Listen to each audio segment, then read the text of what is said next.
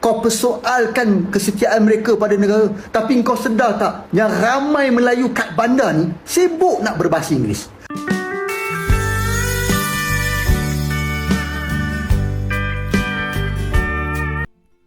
Assalamualaikum warahmatullahi wabarakatuh. Halo teman-teman, jumpa lagi di channel ini. Dan gimana nih kabarnya? Oke, buat teman-teman yang nonton video ini, seperti biasanya kabarnya mudah-mudahan selalu sehat dan selalu berbahagia. Jangan lupa dukung channel ini dengan cara like juga subscribe.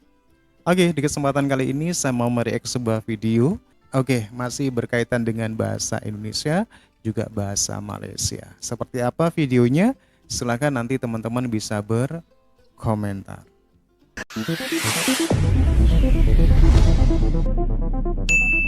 Assalamualaikum warahmatullahi wabarakatuh. Salam sehat dan salam jumpa kembali dengan kami di channel ini.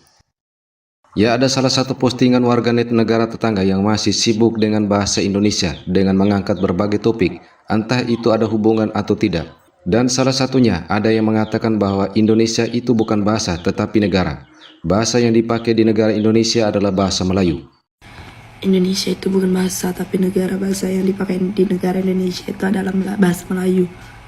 Ya, semenjak bahasa Indonesia ditetapkan sebagai bahasa resmi UNESCO, sepertinya warganet tetangga belum bisa menerima fakta bahwa bahasa Indonesia telah mendunia. Apalagi sebelumnya sudah menggaungkan bahwa bahasa Melayu adalah bahasa kelima terbesar di dunia dengan jumlah penuturnya mencapai 300 juta. Adalah sebahagian netizen ni kurang berpuas hati sebab masing-masing nak pertahankan bahasa negara sendiri. Geng, korang tahu tak sebenarnya berdasarkan Astro Awani pada tahun 2014, bahasa Malaysia diangkat sebagai bahasa kelima terbesar di dunia. Mungkin dengan mendompleng bahasa Indonesia, maka semuanya diakuisisi sebagai bahasa Melayu. Namun faktanya di dalam negeri sedang mengalami krisis kebahasaan dan kemudian menyalahkan kaum lain yang tidak pandai berbahasa Melayu.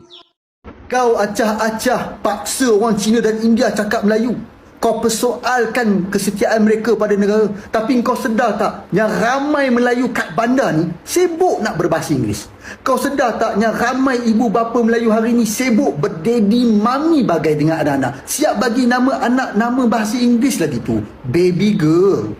Aku sendiri pun pernah jumpa segelintir, tak tahulah nak kata segelintir ke sebahagian ke ataupun banyak, anak-anak duta besar Malaysia dekat luar negara ni yang tak tahu cakap Melayu pun. Dan bila aku dengar duta besar tu sendiri cakap Inggeris dengan anak-anak dia, lagi aku terkejut.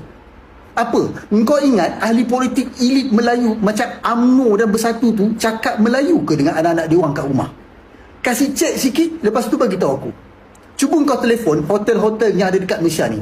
Dia jawab dalam bahasa apa? Melayu ke Inggeris? Masuk pula kafe-kafe dekat pusat membeli belah tu semua. Tak kisahlah Starbucks ke Coffee Bean ke. Ada dia orang cakap selamat datang? Tak.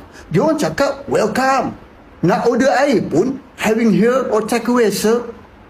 Tengok pula nama-nama kondo kat KL Selangor. Dalam Inggeris atau Melayu?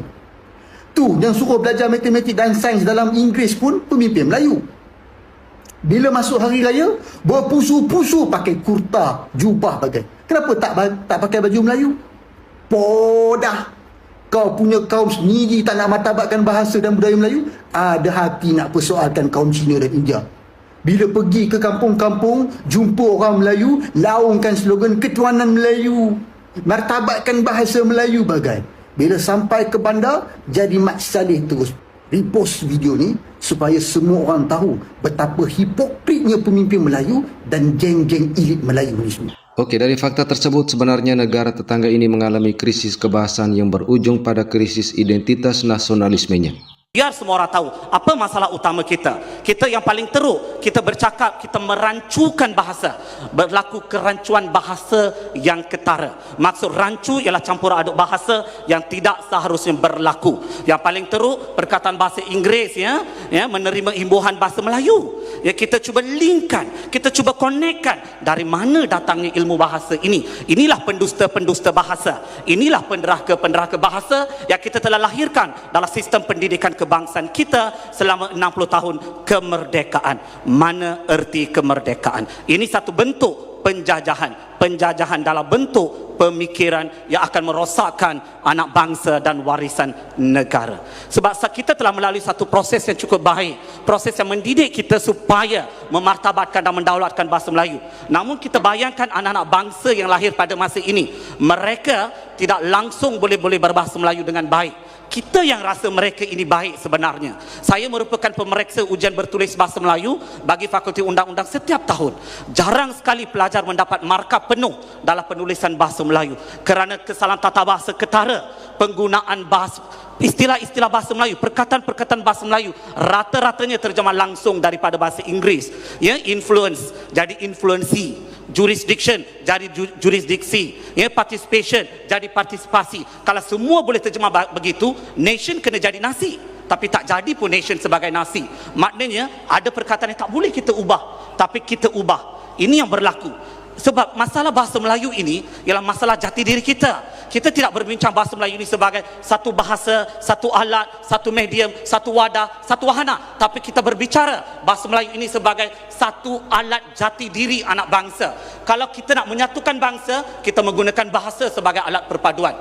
Saya daripada sekolah kebangsaan, saya orang Felda. Saya fasih berbahasa Melayu kerana bahasa Melayu adalah bahasa kebangsaan saya. Di rumah saya menggunakan bahasa ibunda, bahasa Tamil. Di rumah saya menggunakan bahasa Tamil, anak-anak saya fasih berbahasa Melayu. Bagi saya ini paling penting. Kalau kita bangga kita boleh bercakap bahasa Inggeris dengan baik, kita sepatutnya malu dan hina kerana tak boleh bercakap bahasa Melayu dengan baik. Minta maaf.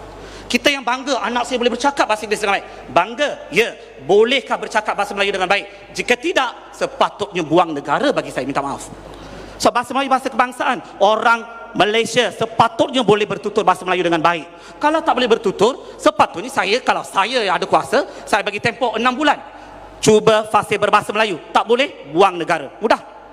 Kita nak orang yang ada jati diri kebangsaan supaya negara ini dibangunkan, ya. Kita bangunkan negara ini dengan asas kebangsaan, ada jati dirinya. Salah satu aspek yang paling penting dalam jati diri ialah bahasa kebangsaan.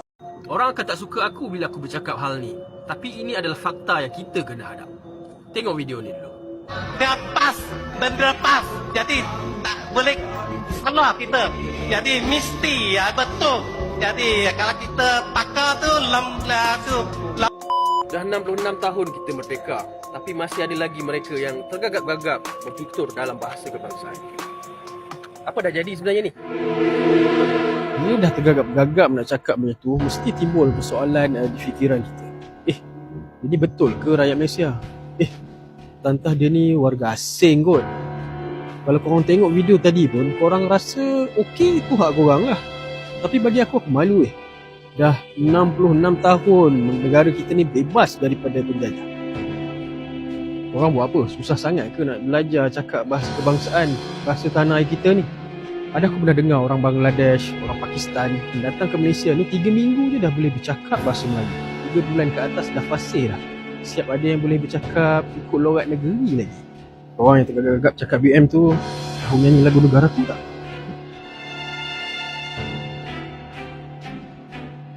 Ya, sesuatu yang harus diperhatikan bahwa bahasa itu tidak ada sekat agama, ras ataupun golongan. Bahasa adalah sesuatu yang universal dan ia akan berkembang kemana saja seiring hubungan antar manusia dan sesuai perkembangan zaman. Sehingga sebagaimana yang kami sebutkan di atas, Indonesia lebih Melayu dari Melayunya negara seberang. Namun Indonesia tidak ingin mengukuhkan budaya dan peradaban hanya dari satu kaum yang ada di Indonesia. Karena negara Indonesia adalah negara yang berbineka, negara yang beraneka ragam tidak hanya dari bahasa, namun juga suku, agama, ras, dan golongan. Sehingga lebih menonjolkan nasionalisme ketimbang sisi perkauman. Oke, demikian sekilas video ini. Wassalamualaikum warahmatullahi wabarakatuh. Oke teman-teman ya, demikian satu buah video. Dan menurut teman-teman gimana? Silakan teman-teman bisa berkomentar. Dan terima kasih, sampai jumpa lagi di video berikutnya. Assalamualaikum warahmatullahi wabarakatuh.